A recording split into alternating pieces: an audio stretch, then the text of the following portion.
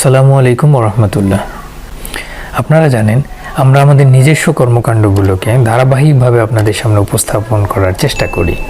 তারই ধারাবাহিকতায় আজকে সাদা মাছ অর্থাৎ রুই, মৃগেল, সিলভার, সরপুঁটি, গ্রাস কাপ, কার্পিও এই মাছগুলোর রেণুচাষ সম্পর্কে খুঁটিনাটি আলোচনা করার চেষ্টা করব ইনশাআল্লাহ।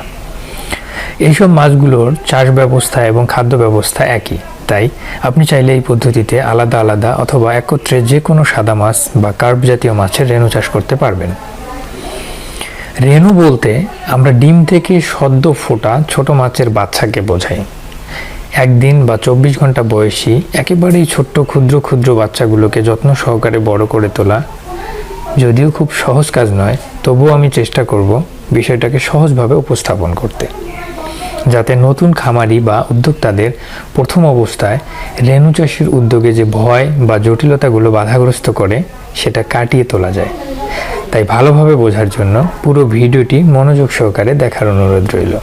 যারা নতুন দেখছেন, আশা করি রেণু ছাড়ার পূর্বে পুকুর প্রস্তুতির সংশ্লিষ্ট আমাদের অন্যান্য যে ভিডিওগুলো আছে, পুকুর নির্বাচন, রাক্ষসে মাছ নিধন, শুকনো পুকুরে হাল চাষ, পুকুরে চুন প্রয়োগ, পুকুরে প্রাকৃতিক খাদ্য তৈরি, এই ভিডিওগুলো দেখে নেবেন এবং সম্ভব হলে সম্পূর্ণ পুকুর নেট জাল দিয়ে ঘিরে রাখবেন। তবে কোনো কারণে সেটা সম্ভব না হলে প্রয়োজন নেই। এবার চলুন শুরু করা যাক। পুকুরে সম্পূর্ণরূপে প্রাকৃতিক খাদ্য তৈরি হলে পানির রং হালকা সবুজ বা বাদামি রঙের হবে। এমনত অবস্থায় রেণু ছাড়ার 12 থেকে 24 ঘন্টা আগে প্রতি শতকে 1 ফিট পানির জন্য 2 থেকে 3 মিলি সুমিথিয়ন ব্যবহার করতে হবে।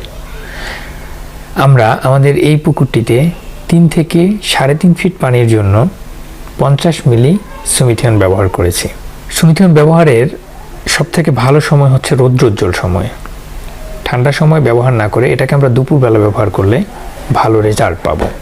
রেণু ছাড়ার পূর্বে এই কীটনাশকটি ব্যবহারের ফলে পানিতে থাকা হাঁস পোকা বা ক্লাডোসিরিয়া জাতীয় ক্ষতিকর পোকাগুলো থেকে রেণু নিরাপদ থাকবে।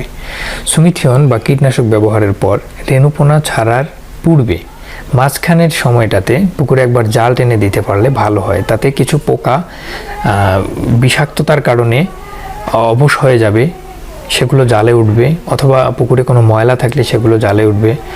পাশাপাশি আপনার মাটিটা মোটামুটি জালটা টানার ফলে মাটি থেকে একটা যে গ্যাস তৈরি হয়েছিল সেই গ্যাসটাও অনেকাংশে কমে যাবে।